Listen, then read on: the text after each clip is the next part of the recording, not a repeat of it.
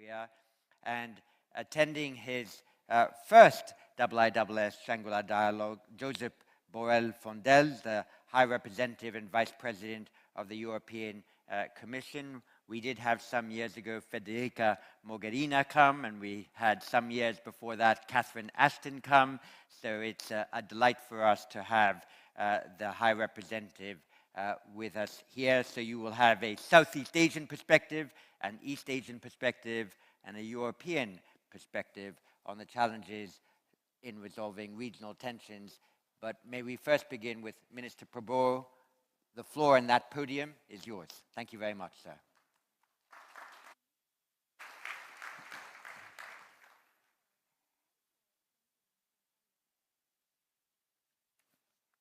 Dr. Chipman, distinguished participants of this year's session of the Shangri-La Dialogue. First of all, it is indeed a great honor for me to once again be invited to speak in this important assembly of distinguished leaders in the defense and security fields of not only the Indo-Pacific region, but also from all over the world. We see today in this meeting many ministers, many leaders, many defense and security officials, not only from this region, but from the Americas, from Europe, from the Middle East. This shows how important events like this Shangri-La Dialogue has become. I totally agree with some previous speakers that consider meetings like the Shangri-La Dialogue to be important platforms for the exchange of views, personal contacts, discreet conversations, private meetings, which are all important ways to diffuse tension, overcome misunderstandings, and create a confidence-building environment. We all, I think, agree that this world, that our Earth, has become a small planet. And we are, all of us, facing common global threats to our security and our livelihood. We have together just overcome. We have just managed to mitigate the near disastrous COVID-19 pandemic. Even at this time, experts in the medical fields and the field of microbiology warn us not to lessen our guard against these global biological threats. My friends in the medical field warn me that there are now new mutations of the original COVID-19 virus appearing again. Distinguished friends, participants, these are but a few examples, some examples of the universal threats, that we will face, all of us, in this small planet of ours. Also, experts warn us that we face, in the near future, in this 21st century, crisis in energy, in water, and of course, in food supply and food security. It is imperative for us to overcome our geopolitical rivalries, our territorial disputes, through dialogue, negotiations, and win-win solutions. The Asian tradition of compromise is, I think, not really only an an Asian tradition. Historically, compromise is the only way that communities and societies can prosper. Distinguished friends, the adagium that might makes right actually is not an eternal adagium. When there's a mighty power, there usually will come a mightier power in the neighborhood. That is the history of mankind. The history of mankind teaches us that compromise and coexistence is the only viable route to prosperity. Therefore, in the context of tensions in our part of the world and in the Indo-Pacific region, and also in other parts of the world, I myself actually have a more optimistic outlook. Let us be very open. The security situation in the Indo-Pacific, especially in Asia, in East Asia, is one dominated primarily by the tensions rising from the rise of China to become again a great world power. And this is interfaced with the United States' role as a preeminent global power. History teaches us when a rising great power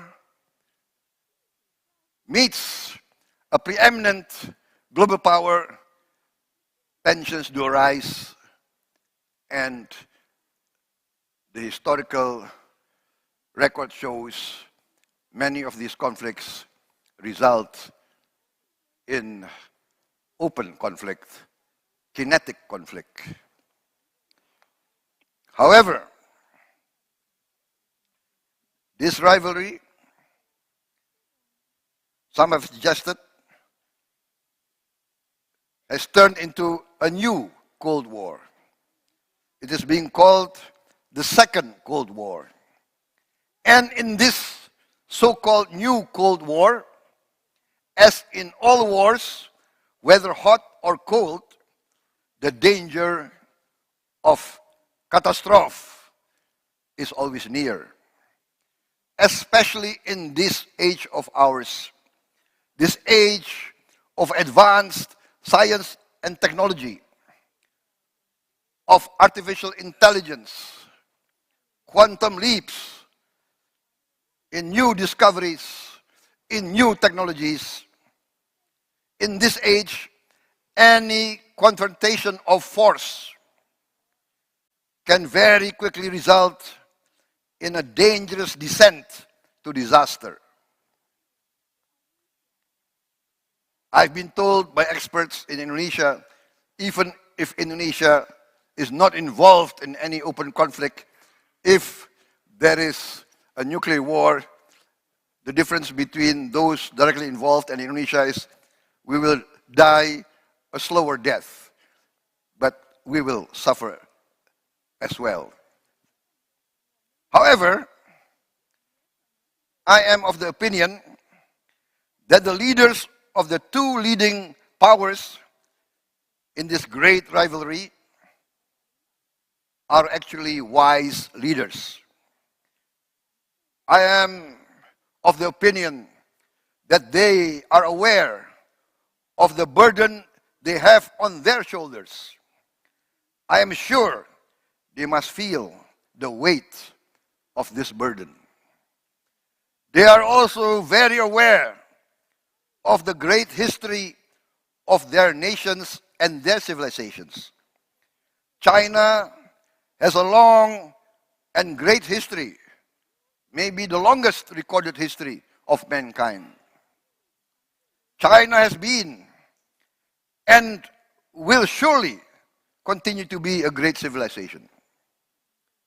The United States is also part of the Western civilization.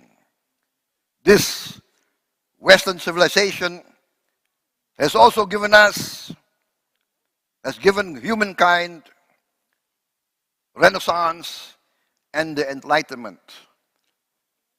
Science, new discoveries that have improved the livelihood of humankind. Both these great civilizations, the Chinese civilization and the Western civilization at present now being led by the United States, have contributed to the great advance and progress of humankind. Therefore, I am convinced that the leaders of both China and the United States and the West will resolve these conflicts through compromise, cooperation, and with humanism, resulting in a peaceful resolution of their differences. I am confident that through leadership and wisdom, great statesmanship will prevail amongst the leaders of these great powers. Perhaps I can be considered one of the eternal optimists, but I do not deny that I'm an optimist, because the only alternative to an optimistic view is one that I do not dare to consider. This is, I think, not only my hope, but the hope of many around the world. I would like now also to address the conflict in Europe. That is, Ukraine-Russian conflict. I address this because I see many of our European friends present here in this forum.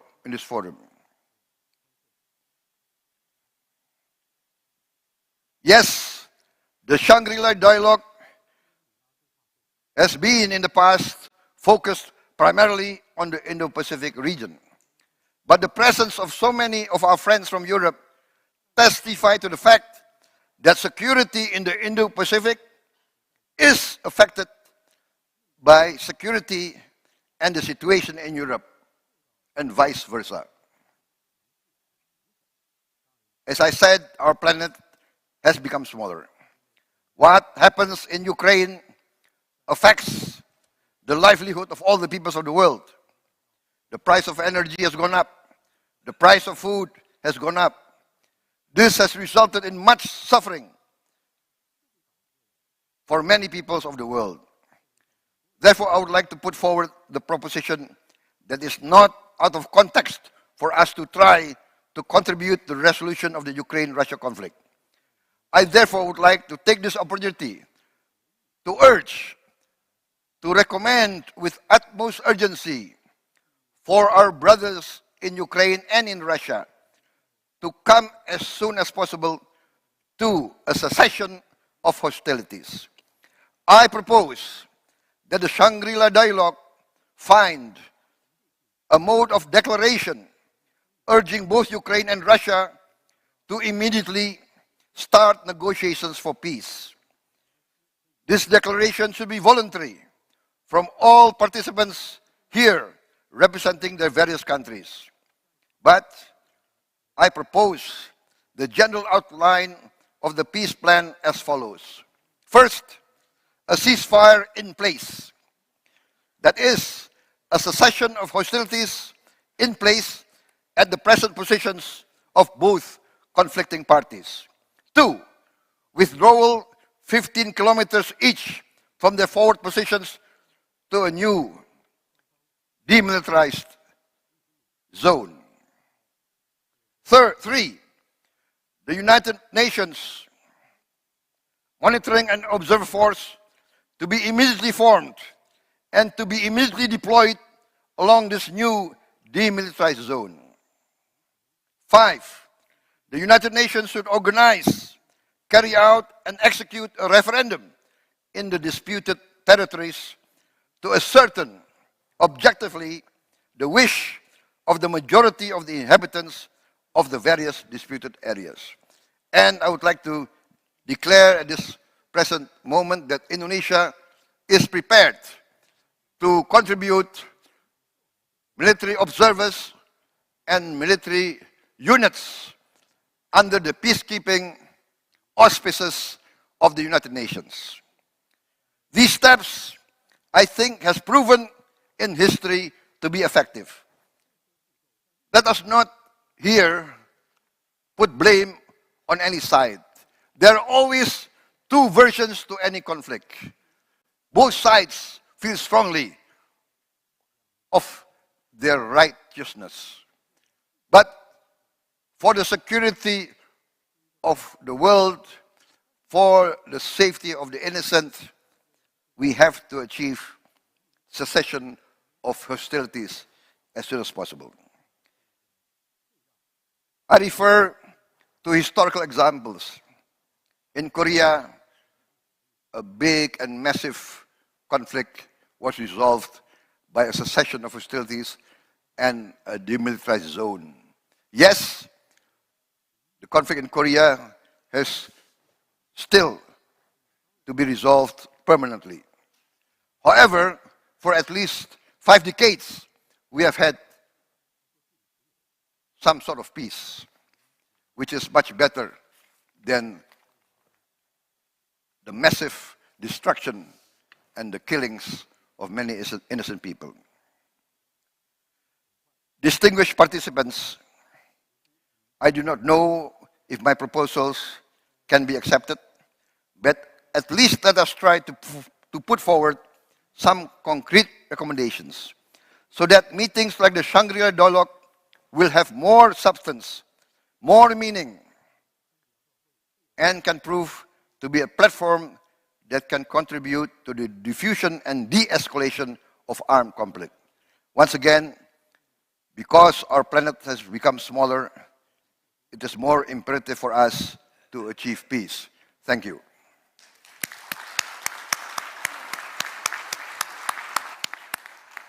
Thank you, Minister Prabowo, and you open up lots of things for discussion, and it is unambiguously the case that everyone, I think, in this room will agree with your principal proposition that peace and security in the Euro-Atlantic area are intimately connected to peace and security in the Indo-Pacific zone. Minister, the floor is yours. Thank you very much.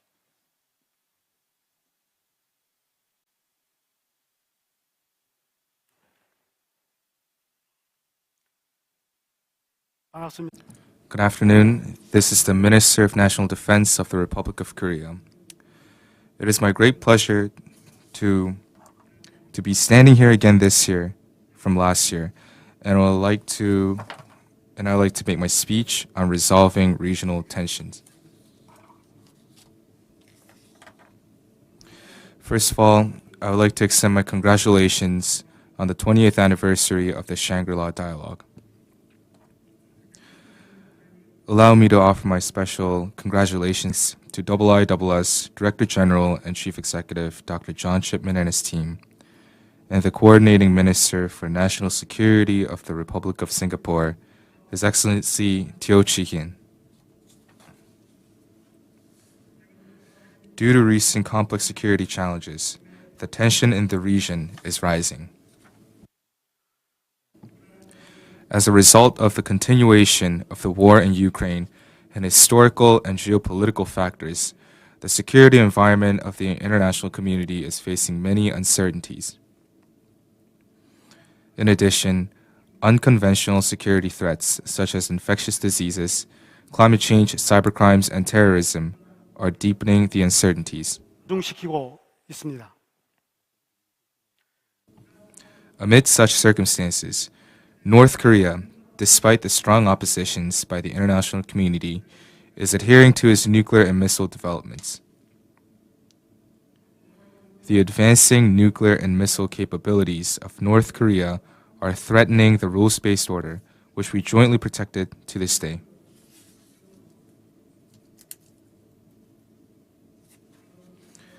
North Korea developed missiles with various ranges and types and carried out provocations in an unprecedented frequency and intensity from last year to the beginning of this year.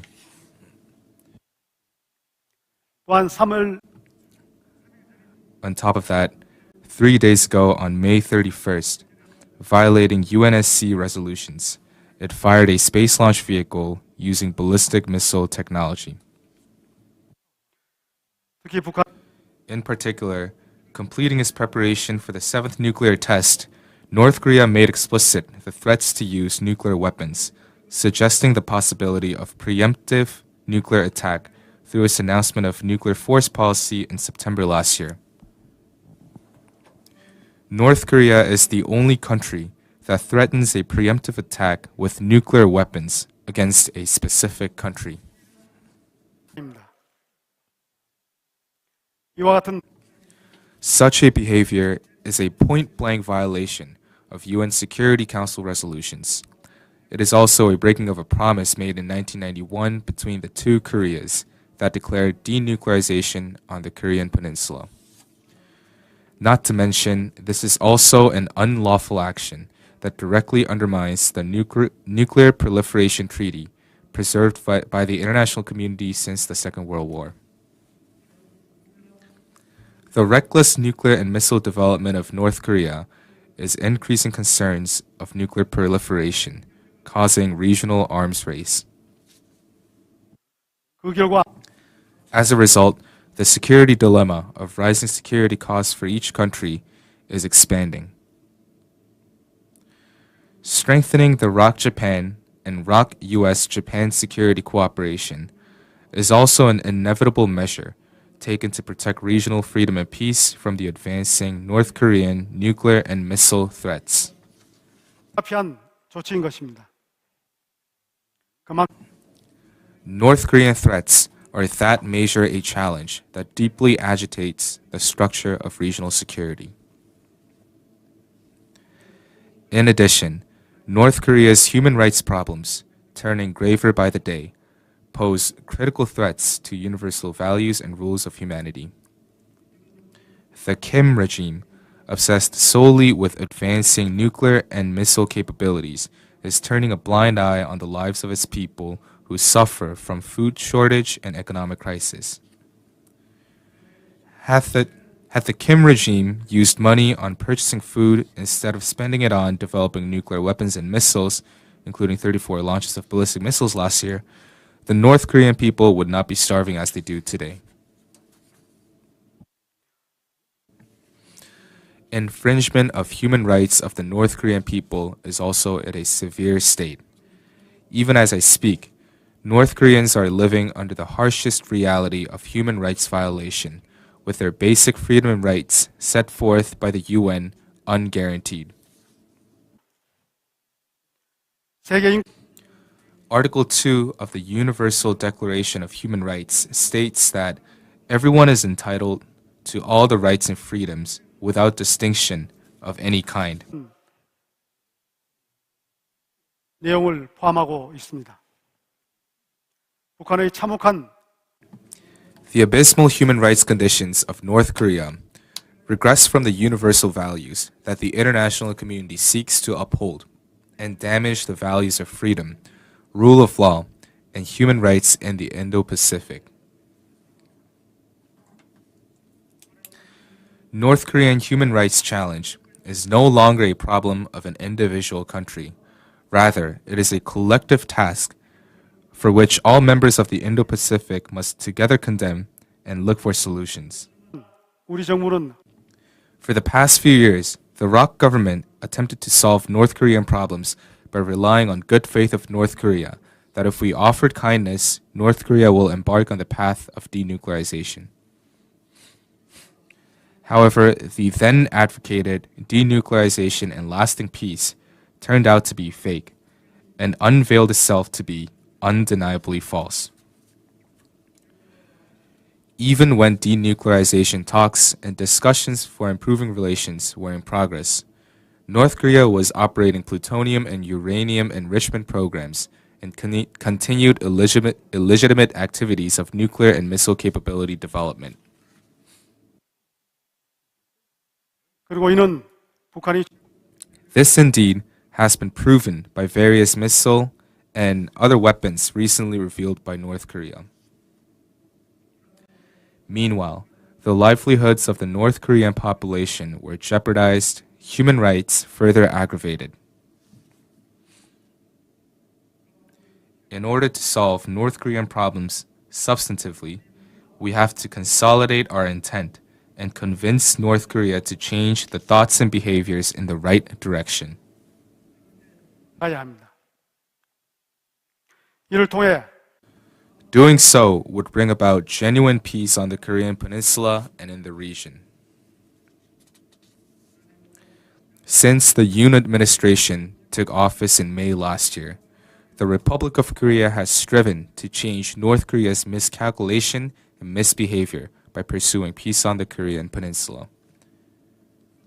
First, we are strengthening the capability and posture of the ROK military and deterring North Korean nuclear and missile threats based on a strong and overwhelming capability with our ally, the United States. These efforts are endeavors to deter North Korean threats and dissuade its nuclear development. Furthermore, our government proposed the Audacious Initiative, which pledges a substantial improvement of the economy and livelihood of North Korea in return for choosing denuclearization and opening the door of dialogue and diplomacy. 그러나 However, some countries are ignoring North Korea's unlawful behaviors that violate the rules-based international order. This creates holes in sanctions against North Korea passed at the UN Security Council. 또한 And due to objections by countries with important responsibilities, despite North Korea's unprecedented number of missile launches last year, not a single additional UNSC resolution was able to pass. 이러한 가운데 김정은 Meanwhile, by stealing cryptocurrencies, dispatching workers overseas, and conducting illegal maritime transshipment activities, the Kim regime is securing nuclear and missile development funds, further increasing the threats. 북한의 불법적 행 Choosing inactivity to North Korea's unlawful behaviors will worsen the security landscape of not only the Korean Peninsula and the Indo-Pacific region, but also the entire world. This will, of course, increase our security costs. Hence, along with the Republic of Korea, I ask that we convene the strength to create a change against threats by North Korea, a state turning the Pacific into its firing range. First of all, based on the understanding that the North Korean issue is a shared challenge, we must condemn its unlawful activities together.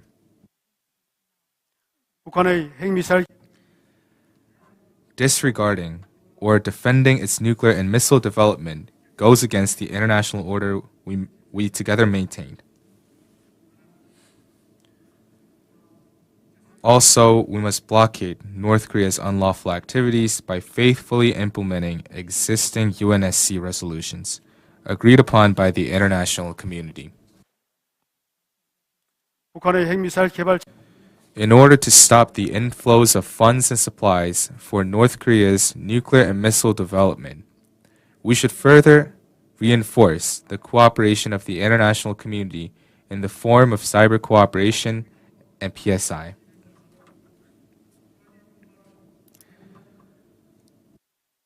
If North Korea conducts additional provocations such as nuclear test or ICBM launch, we must demonstrate the international community's resolute and united strength by passing UNSC resolutions.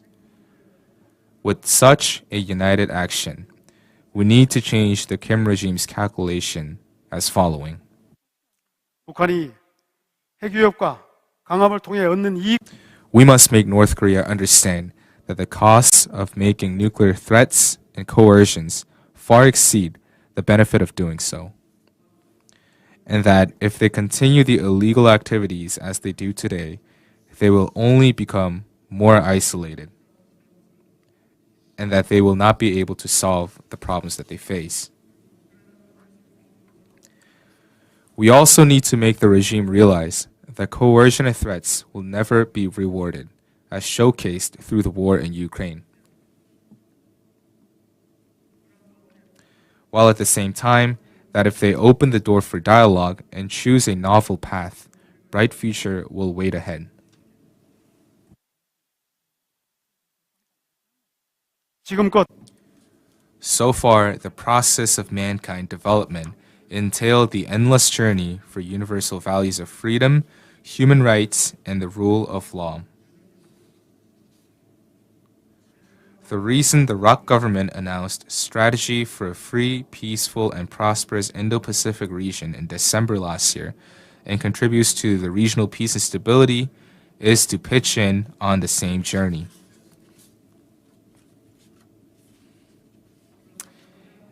Nonetheless, North Korea is regressing from this journey. The instability on the Korean Peninsula, caused by its actions, is now evolving into the instability in the Indo-Pacific and the global security. Solving the North Korean challenge is our joint security interest that will enhance freedom and peace of the international community, including the Indo-Pacific. Going forward as well, my government will deter North Korea's nuclear and missile threats with strong power and actively drawing North Korea towards its complete denuclearization through dialogue and diplomacy. Peace on the Korean Peninsula is directly interconnected with the security interests of all of us. I once again ask that the international community continue to assemble the strength so that North Korea will open the door for dialogue and choose a new path. Thank you for listening.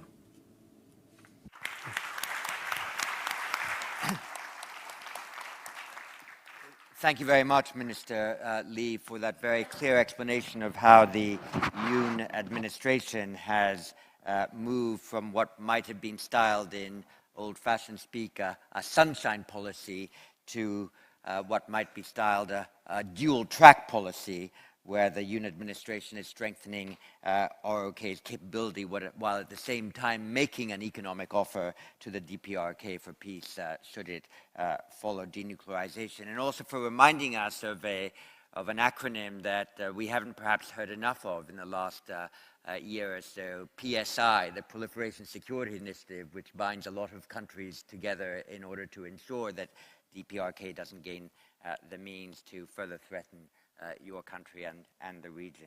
So many thanks for that. And with that, could I please invite the Vice President of the European Commission, High Representative Josep Borrell, to take the floor.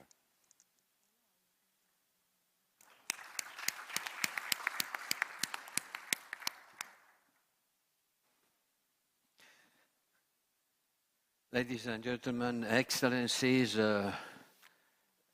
tout protocole observé, how do we say in Brussels, and thank you to everybody. I am very glad to be here at Shangri-La Dialogue and discuss regional tensions with my colleagues from Indonesia and with South Korea. I know how important is this forum, and I also know the crucial role played by Singapore as a source of moderation and equilibrium in a region which is at the heart of the global competition today. Yes, in Europe we have a war in our borders, but the epicenter, the core of the global competition, it's in the Indo-Pacific. It's here. And I would like to start saying some words about how do I look at the international systems in order to explore how can Europeans and Asians can work together to prevent another military confrontation in the region. Yes, because the international system is here in Asia, in this part of the world where the challenges are bigger. For me, the international system is based on a dual dynamic which affects directly Asia and its security. And this dynamic is not a bipolarity, neither a multipolarity. It's both. We have both. You have a bipolarity, driven, of course, by the US-China competition, a competition which is deeper than the previous Soviet-American rivalry, because it covers all fields, including technological competition, which was limited during the Cold War. This competition is political, ideological, economic, technological, and strategic, and Asia is the main area of that competition. And then there is another part of the system which is purely multipolar, and it expressed that many other countries in the world becomes more assertive and refuse to remain passive, have their own national agenda, and multipolarity is the product of globalization and the wider distribution of wealth all over the world. And Europeans, we accept that reality. And we have the ambition of being a pole on this new multipolarity. We accept the idea that the world is becoming multipolar, and we have no intention to oppose the rise of emerging nations which believe that their time has come in their history. On the other hand, I know that despite the regular presence of member states of the European Union, my colleagues, ministers of defense, in this forum for many years, Europe is still largely seen as an extra-regional actor with limited impact on the regional security dynamics of Indo-Pacific or Asia. And the war in Ukraine has reinforced this feeling. The feeling that now Europe is turning inward and is limiting its global exposure, despite our strong messages reassessing the opposite. So I will use this moment, this speech, in order to try to express to you which are the fundamental reasons of our regional commitment, based on the fact that the security today is a continuum in a globalized world, the evolution of our approach with adoption of the strategic compass, and our aim for a better effectiveness in order to be a smart enabler of security and defense. My starting point is to underline that Europe and Asia have a direct stake in each other's security, and that we have to work together in order to avoid a confrontation in the region. Nothing is far away in a globalized world. As I said, security is a continuous across the space, and any war or any major security crisis in one region affects everyone, everywhere. And you cannot neither divide the economics of the security, you cannot compartmentalize, because security tensions will affect the economy, and the economy problem will create security tensions. Allow me to present some figures in order to illustrate that. This year, Asia and the Pacific will contribute to more than 60% of global growth. 60% of the global growth. It's clear that Asia is the beating heart of the global economy. And your maritime routes are the arteries of the global economy, because every day 2,000 ships transport goods across the Indian Ocean and the South China Sea to Europe and back. 2,000 ships every day. Our economic links are getting stronger. They have reached an incredibly high level, unimaginable 40 years ago. But the global security environment continues to get worse. Our economic links increase, our security landscape is becoming more and more dangerous. There is less trust among the main players, less respect for international law and multilateral agreement. Force and coercion are on the rise. It's not law, but force, which is increasingly shaping our world. And unsurprisingly, everybody expand their military spending. Why? Because people are afraid. And they are afraid because they face challenges. And since they face challenges, they buy arms, a lot of arms. And the figures illustrate this course to rearmament. World military spending last year grew to an all-time high, reaching 2.2 trillion. Oh, you will say, it's because Russia war in Ukraine. Yes, it has an effect. And certainly the military expenditure in countries in Europe is today 30% higher than in 2013, before the Russian annexion of Crimea. We have increased 30% since Russia invaded Crimea, because it was a war. But here in Asia, you don't have a war, and in spite of that, the trend of your military expenditure is even greater. Last year, the military expenditure in Asia and Oceania was 45% higher than in 2013. So on the last 20 years, we have increased our military expenditure by 30% and you by 45%. It shows clearly that we live in a dangerous world where people feel insecure, and in order to look for security, and all reflects as all as humankind, they go and buy arms. And it shows that we must do more to build trust and address regional tensions.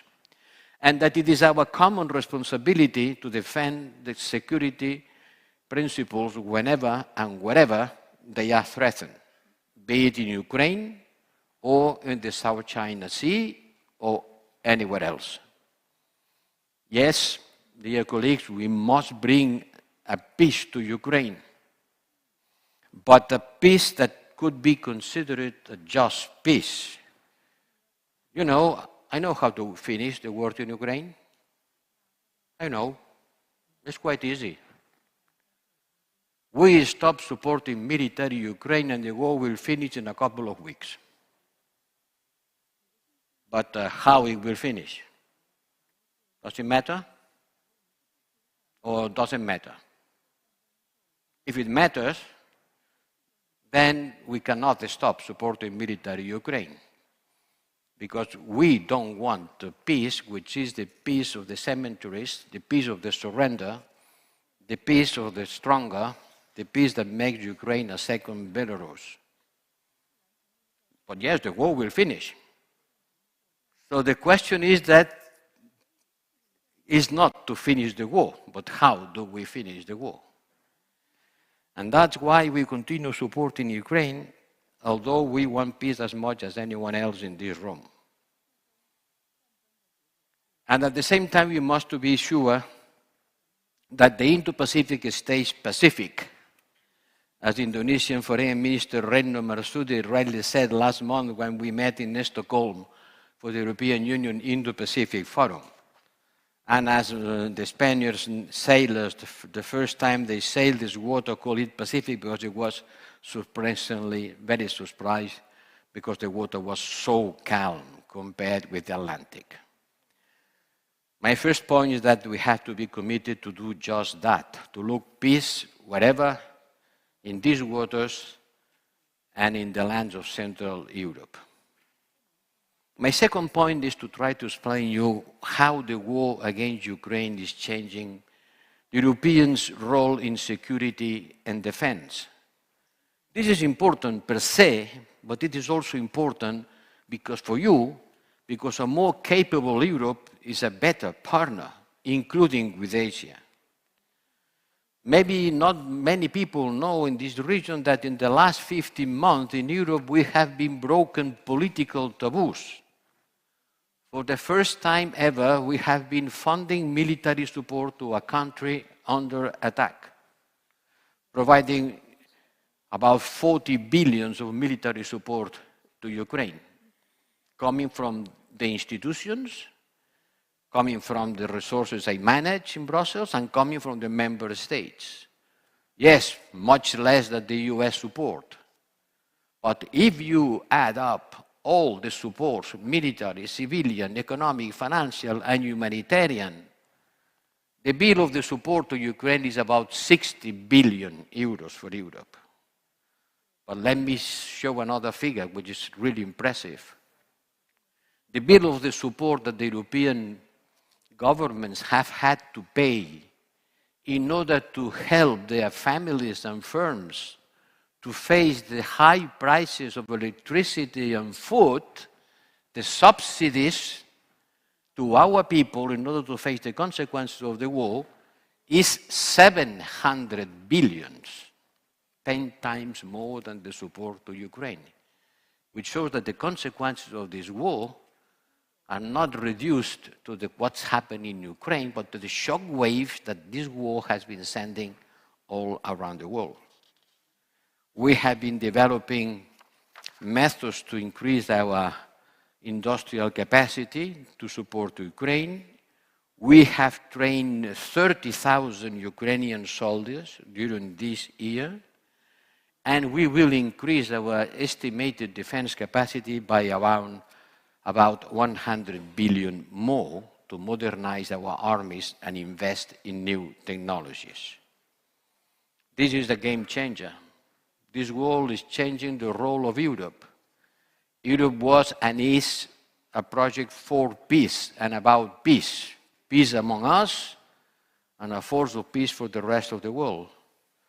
But now we face a world where the war is something that is in every corner, and these corners are close to our houses. And we have to defend our interests, our strategic domains, be it on land, on the space, on the maritime, or on the cyberspace. We don't have choices.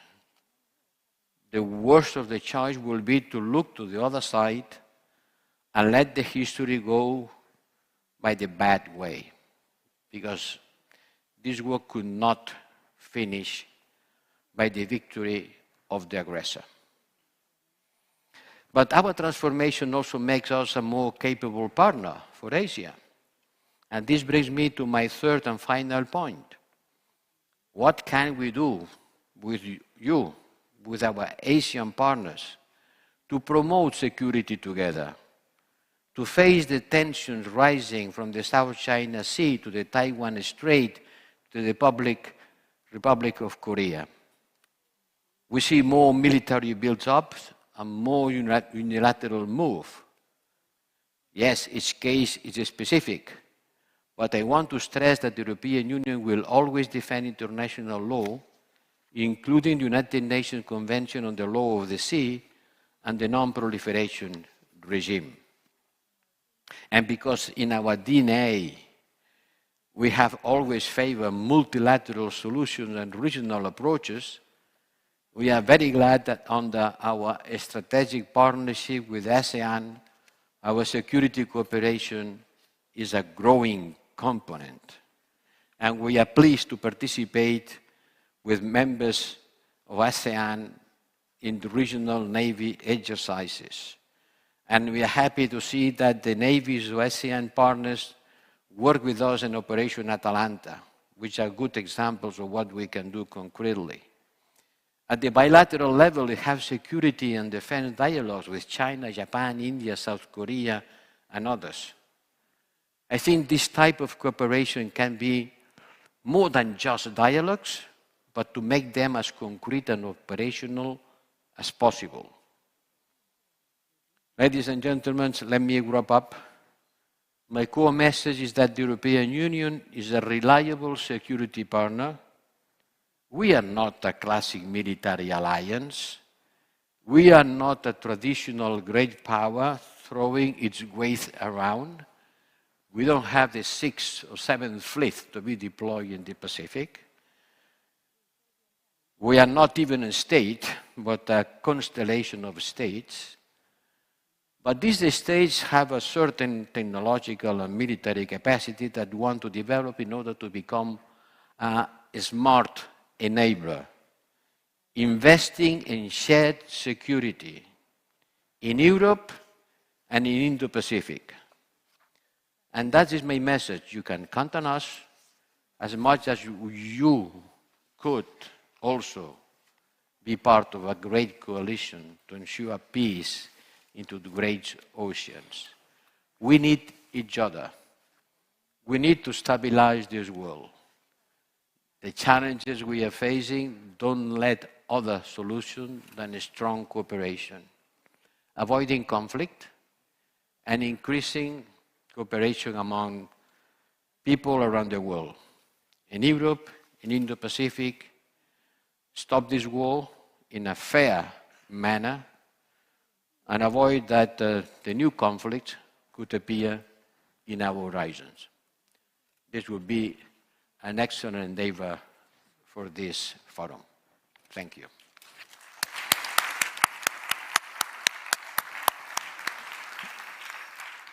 Thank you very much. Muchísimas gracias. And let me just make two quick comments on what you said in discussing the European approach to Russia's invasion of Ukraine, and after having heard also Minister Prabowo's appeal, it reminds me of the dictum that when a conflict arises, it's absolutely vital to frame the issue properly from the first day. And in the first day of the Russia-Ukraine conflict, a number of Western countries stated Russia invaded a non-NATO country.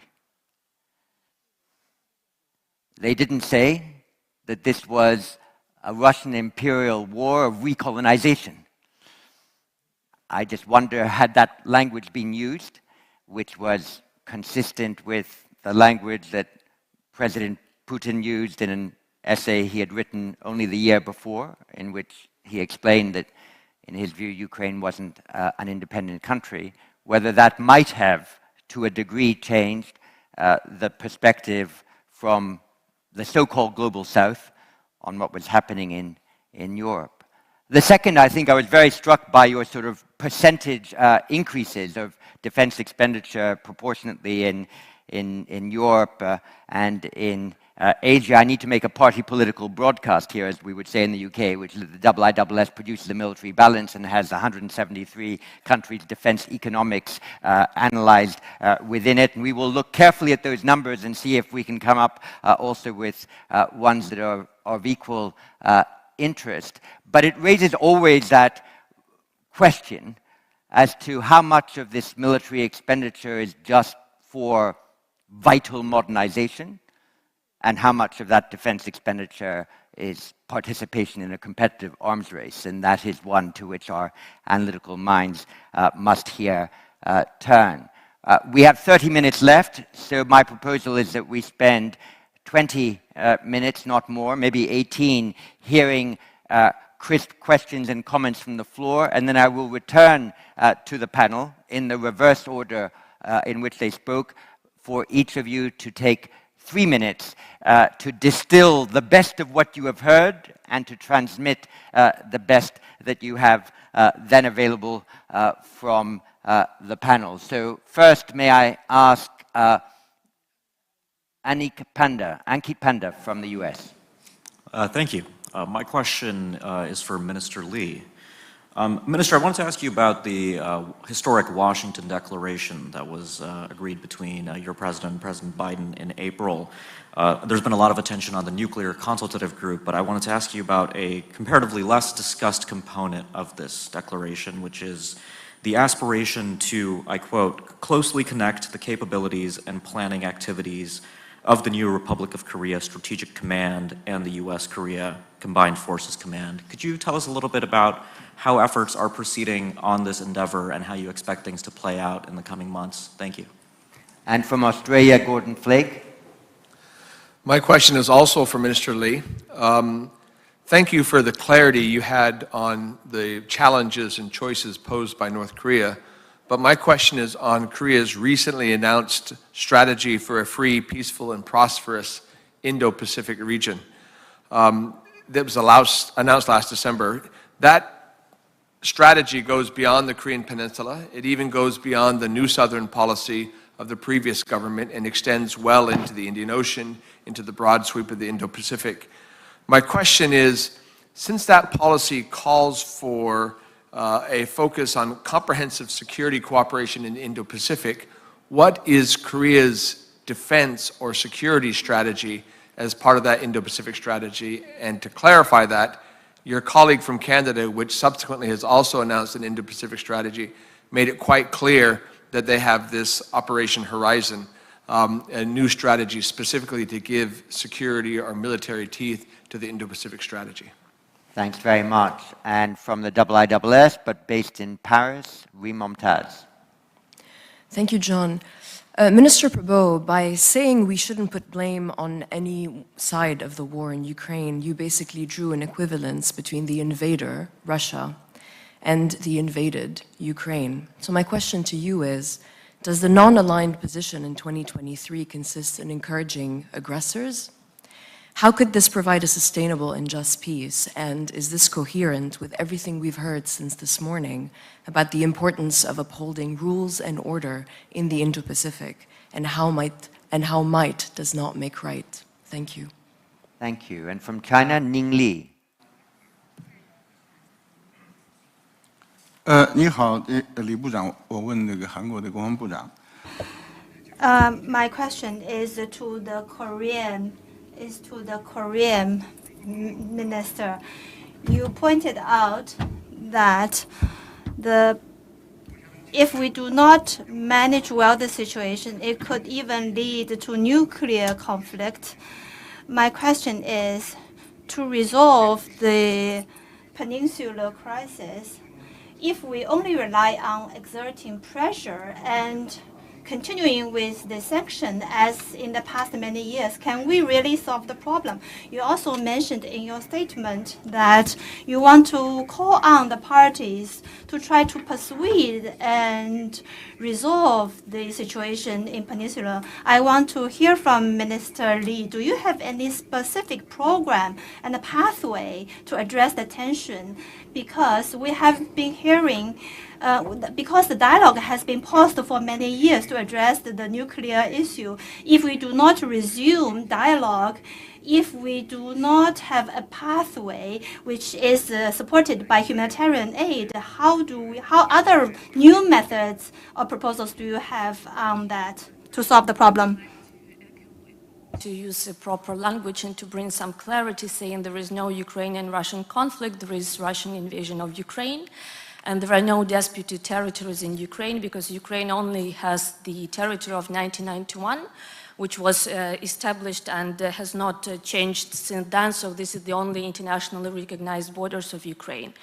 But I think there is a major illusion also that if we have a ceasefire, as it is now, we will have a decrease in atrocities. Actually, I think that it will only bring not to cessation of atrocities, but actually to increase in them. Giving Russia a free hand in raping Ukrainian women, in killing civilians, and also in kidnapping Ukrainian children from the occupied territories. So I do think that we have to be very clear in what we say. But my question will be about food security, because increased food prices have been mentioned several times. I was wondering what can be done to make Russia to adhere to its commitments under the grain deal, which it has obstructed so far, and whether we have a plan B in case the grain deal is not functional anymore. Thank you. Thank you very much. And from Japan and also the IISS, Mariko Togashi.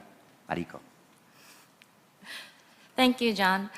My question goes to Minister Lee. I'd like to ask you about ROK-Japan relations, which is vital to keep stability in the region. Since the start of your current administration, the bilateral relationship has improved significantly in military, economy, and economic security as well. So my question is, how can the two countries build confidence that is less vulnerable to political shifts, both through military and non-military means? Thank you. Thank you very much. And from Germany, Maybrit Stumbaum. Thank you very much. My question goes to Mr. Borrell.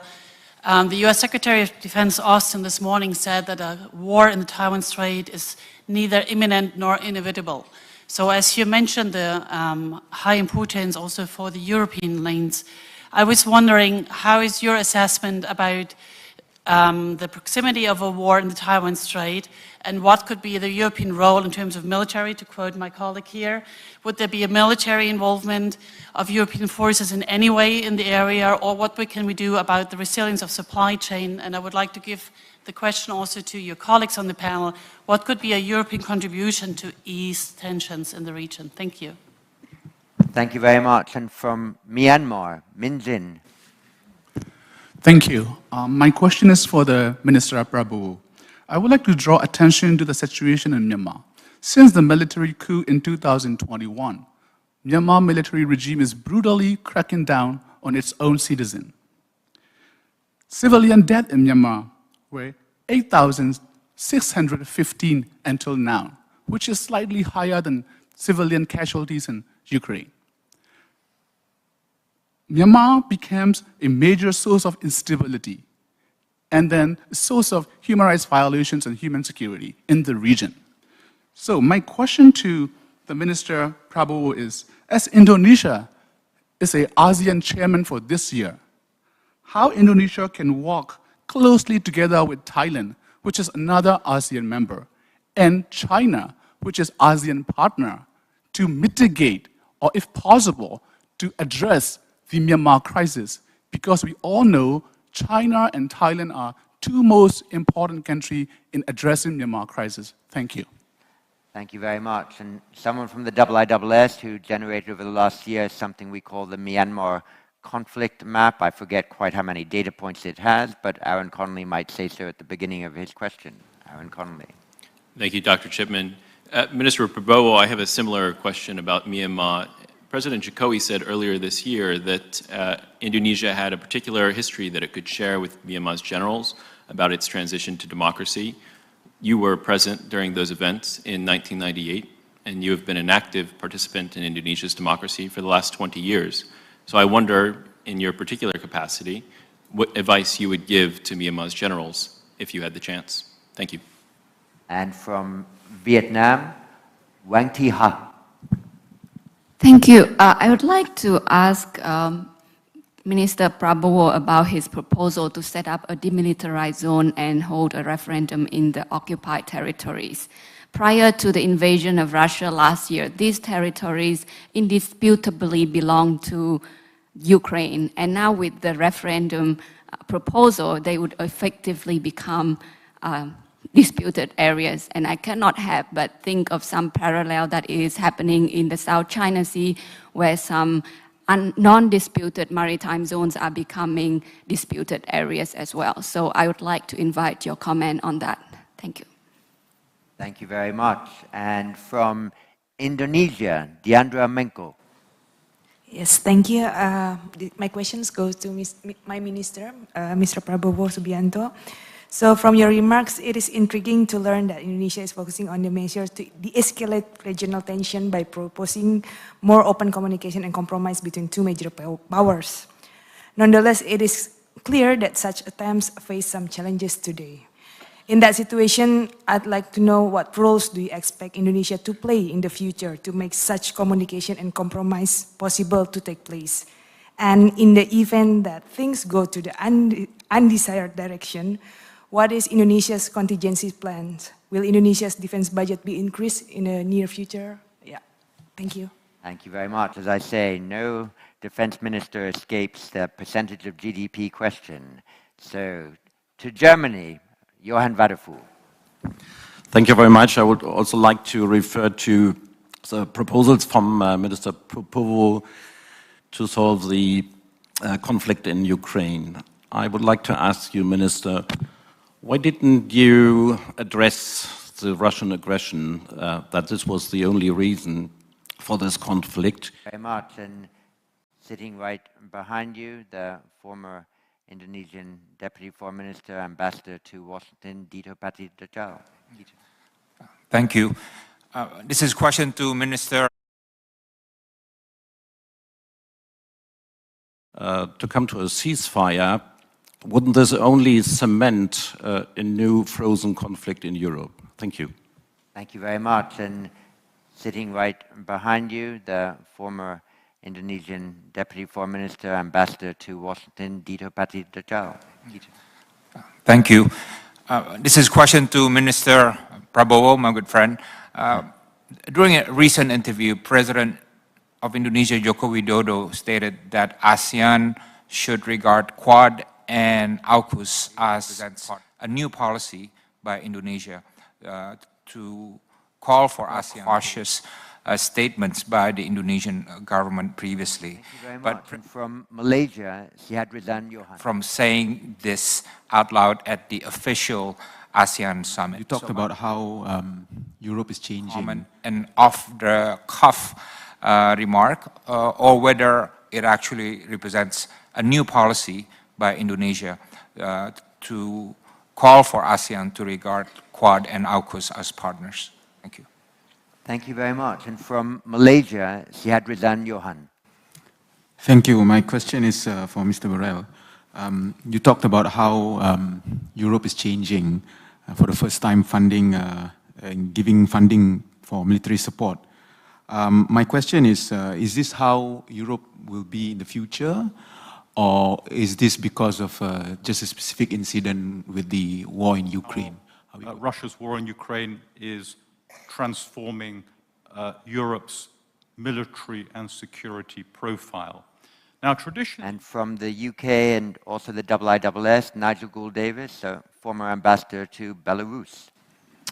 Thank you. A question for High Representative Borrell. It's similar to the previous question. So you set out with great clarity how Russia's war in Ukraine is transforming Europe's military and security profile. Now, traditionally, when the EU has projected power, it has been postmodern power, the power associated with trade, investment, regulatory standards, and values. So could you say a little more about what the implications of Europe's military transformation are for new forms of power it might project, including to this region? Is the implication that the EU, as an institution, might seek to project a harder form of security power? Thank you. Nigel, thank you very much. And from the Netherlands, but also the IISS, Mayor Nowens. Thank you, John. My question is also for HRVP Borrell. You spoke about Europe's contribution to the Indo-Pacific, but I was wondering what concrete contributions you would like to see from countries in this region with regards to European security and Russia's war in Ukraine. Thank you. Thank you very much. And from the UK, Stuart Lau. Thanks, John. A quick question on the inability of South Korea and Japan, other Asian allies of the West, in providing weapons to Ukraine. For Minister Lee, is it a position that your country would like to change in order to facilitate this kind of weapons provision to Ukraine? And for the High Representative, how important is it for the EU to be able to facilitate this? Thank you. Thank you. And from Thailand, Ponsudhirak Thitan. Thank you. I have one question for Mr. Borrell. Based on what you said and along the lines of the previous questions, what would be the endgame scenarios here for the Russia-Ukraine war? What would happen to Crimea? What would the timeline look like? I have a quick question for our Korean minister. The Yoon administration's Indo-Pacific strategy, as opposed to the Moon administration earlier, does it indicate a kind of a choosing sides for South Korea now, for ROK? Thank you very much. And from the UK, but also the IISS, Antoine Levesque. Thank you, John. I have two questions for HRVP Borrell. First, on allocations of resources to the Indo-Pacific. You listed the extent of the EU's commitment to the war in Ukraine. Can you explain to us how the EU may conceive of making a greater commitment to the Indo-Pacific in terms of spending and capabilities in the future, given that resources are scarce and that the conflict in Ukraine is still ongoing? And secondly, on UK-EU relations, I was struck by Minister Ben Wallace's references earlier today to Europe. I wonder if you might be able to elaborate a little bit on the extent to which the EU would seek to respond to this overture by the UK and preparedness to work more with Europe, including the EU. Thank you. Thank you. And from Japan, Ken Jimbo.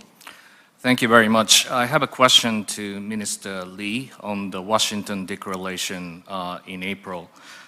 Given that DPRK's enhanced capability, especially on the tactical nuclear weapons, that will definitely complicate your escalation management, would you think that current arrangement with the United States is enough, or you still consider additional measures are needed? In addition to that, there has been a report that involvement of Japan in the nuclear consultative group to link extended deterrence in the new alliances. I'd also like to know your perspective. Thank you very much. And the last question before we return to the panel from Cambodia, Chengpor Aung. Thank you. My question goes to Minister Prabowo. You are the chair of the ASEAN Defense Minister meeting this year. So my question may be similar to the other questioner, but how would you foresee ADMM this year under your leadership to achieve and deal with the issue like one, South China Sea, two, Myanmar conflict, and third, the lack of engagement on the defense sector between the US and China? Thank you.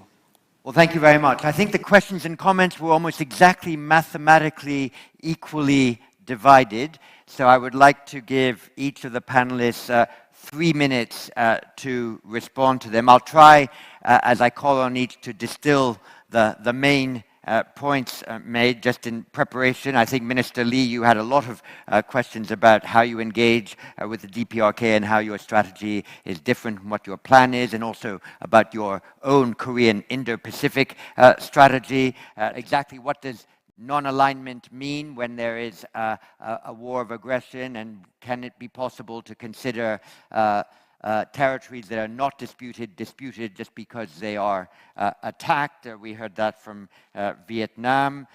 Questions about, intriguingly at the end, whether you divine any emerging special relationship between the EU and the UK, given recent statements. And for Minister of Defense Prabowo, a few questions on exactly what does non-alignment mean when there is a war of aggression, and in particular drawing on your own experiences. I'm not certain I've summarized impeccably the questions, and each of you might have found something else that you wish to respond to, but may I ask you to speak in this order? Vice President, would you be able to address first, and then Minister Lee, and we'll end with Minister Prabowo. Vice President, muchas gracias. Sorry. There is a lady that asked a question, I think it was in this part of the room, and I couldn't understand her. Maybe she could have the opportunity to repeat it. I can't quite recall who that was. If she comes back, I'll let her ask the question. But on some of these other points, I think you've got some ammunition ready. Oh, yes, I have a lot of questions. Well, this war has not changed the nature of the European Union. The European Union is not a military union. Its main resources are civilians. Most of the members of the European Union are members of NATO. NATO is the system for territorial defense of Europe. There is not alternative to NATO for that. But the member states of the European Union has also decided by the treaties to develop a common capacity of defense, complementarity to NATO, not alternative to. And that's what I am in charge of trying to push for. And this capacity of defense, pooling the capacities of the European armies, is not to be confused with the creation of the European army, which is not in the agenda. But to make the European armies, in plural, better together, avoiding loopholes, avoiding gaps, being more coordinated with their capacities interoperable and less fragmented, could be a good thing for the taxpayer first, because they will be much less expensive. Secondly, much more efficient. And third, Europe will be more able to face the challenges that we have to face. Some of the challenges will have to be solved inside NATO. Others, NATO will not solve it. And the Europeans should be able to have their own capacities. But I want to make things clear. Europe is not a military alliance, has the will to create a military capacity by pooling certain capacities of their national armies. And if we have been engaged in this war, it's because Ukraine is our close neighbor and partner, and because we thought that, frankly, we couldn't do the same thing that we did with Crimea. But the invasion of Crimea, to do almost nothing, to engage. And this engagement has the limit of non-belligerency, but should continue as far as Ukraine needs in order to defend its sovereignty. But the nature of the European Union remains the same. It remains the same until the point that the European budget cannot finance military supplies. So, how is it that we are doing it? Because we are doing that through a budgetary instrument which is not part of the European Union budget. It's an intergovernmental tool that can be managed, decided, run by the member states without being inside the institutional setting of the European Union. Thank you very much. Minister Lee.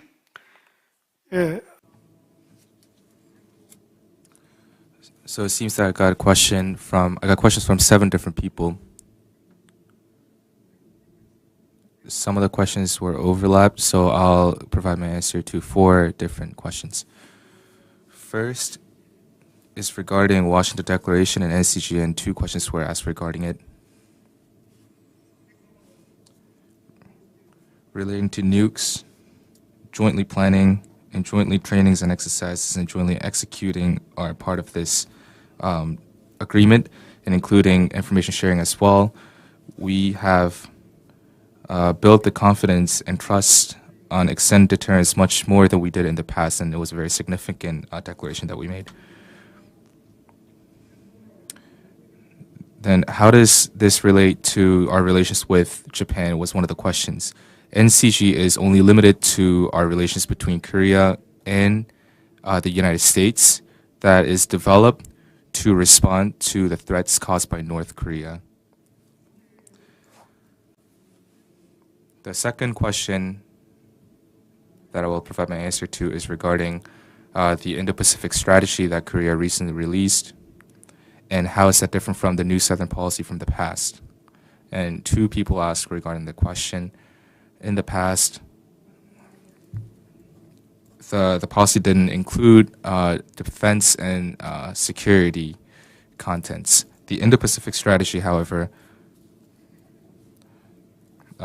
it includes senior level consultations and combined exercise and trainings and defense industrial cooperation, which is all included in the defense sectors, and we seek to, it has a point of seeking further cooperation with our like-minded countries.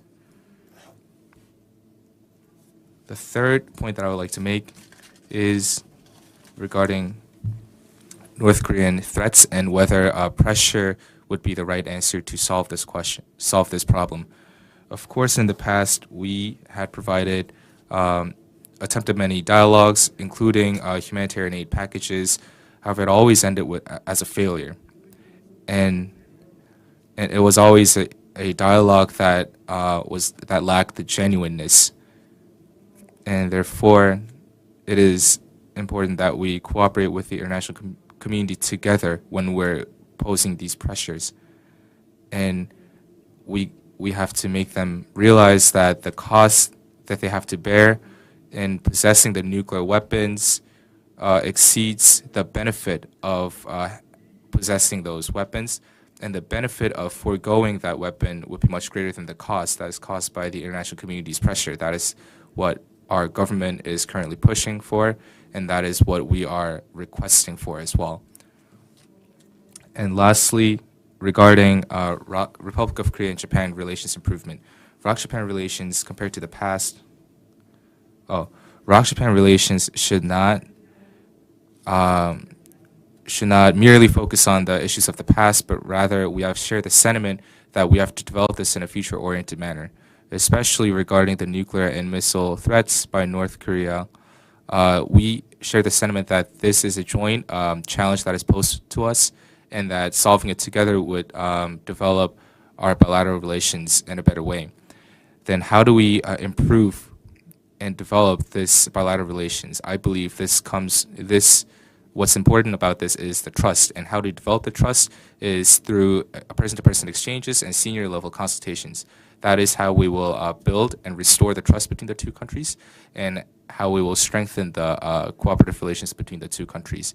Regarding nuclear and missile threats by North Korea, we will conduct exercises together, and that is a way that we seek to develop our relations together. Over.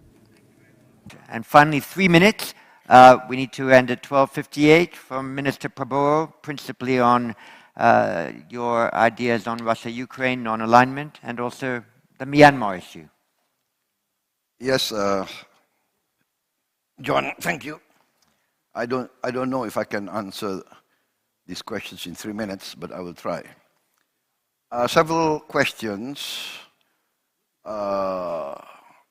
insinuated that I'm equating between the invader and the invaded. I think this is an emotional reaction, but what I'm putting forward is conflict resolution. I'm not saying which side is right or wrong, and I think this is being taken mistakenly, because Indonesia's position is very clear. In the United Nations, we voted against the Russian invasion. We voted. You can check our voting record. We are not talking about right or wrong. I'm just proposing that we attempt at conflict resolution, and this has been done historically. Please, our European friends, please do not think in terms of 5 or 10 years. Think in terms of 50 years. We in Asia, we have our share of conflict, of war. Maybe more disastrous, more bloody than what's being experienced in Ukraine. Ask our Vietnamese friends, our Vietnamese brothers, ask our Cambodian brothers. Ask them how many times they have been invaded. Ask our Vietnamese friends how many times we have been invaded. Ask Indonesians how many times we have been invaded. We know war. We want to resolve. We want to help. But again, it's up to the two parties. What is the United Nations for, if not for conflict resolution? Why is a proposal for a demilitarized zone so taken as if it's not rational? We have a demilitarized zone in Korea. We had a demilitarized zone between North and South Vietnam. We had a demilitarized zone in the Sinai. We have now United States monitoring force in many countries. There are conflicts not only in Europe. There are violations of sovereignty not only in Europe. Ask our brothers in the Middle East. Ask the Africans. Ask the people of the Democratic Republic of Congo. How many countries invaded them? There are United Nations forces in the Congo. So what I'm proposing is how we try to resolve this conflict by respecting the United Nations. That's all. I'm not equating aggression with the aggressors.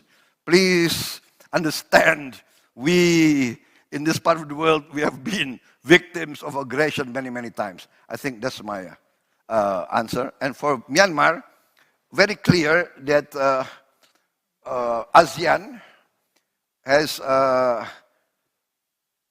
not accepted the authoritarian and the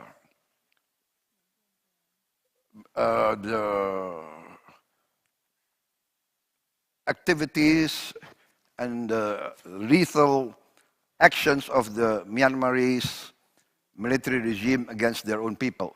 So that is very clear. And I think Cambodia, as the previous leader or chairman of the ADIMM, Cambodia was also very clear, and Cambodia did not invite the Myanmarese political leaders to the ADIMM meeting. And I think that's our position also.